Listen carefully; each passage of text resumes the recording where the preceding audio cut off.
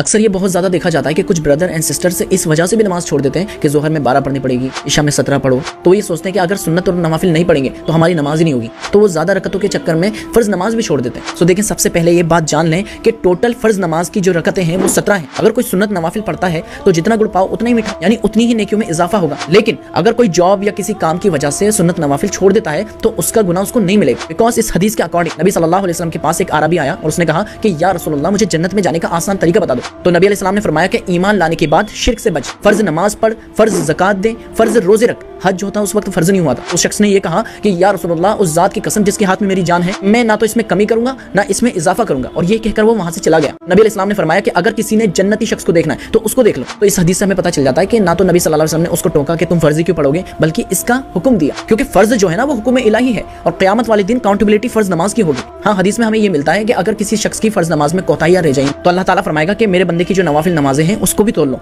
तो ये है कि आप अगर नवाफिल पढ़ते हैं तो बहुत अच्छी बात है, लेकिन अगर कोई नहीं पढ़ता तो वो फर्ज को ना छोड़े, फर्ज की पाबंदी रखें। क्योंकि फर्ज पढ़ना तो आप स्टार्ट करें तो ऑटोमेटिकली आप जो है वो सुन्नत नवाफिल पे भी इंशाल्लाह आ जाएंगे। और हदीस के अंदर हमें ये मिलता है कि नबी सल्लल्लाहु अलैहि वसल्लम ने फरमाया जिसने ये 12 रकतें पढ़ी, यानी फजर से पहले की 2 सुन्नत, जोहर से पहले की 4, जोहर के बाद की 2 और मगरिब के बाद की 2 और इशा के बाद की 2, जिसने ये 12 रकतें पढ़ी तो जन्नत में उसका एक महल बना दिया जाएगा।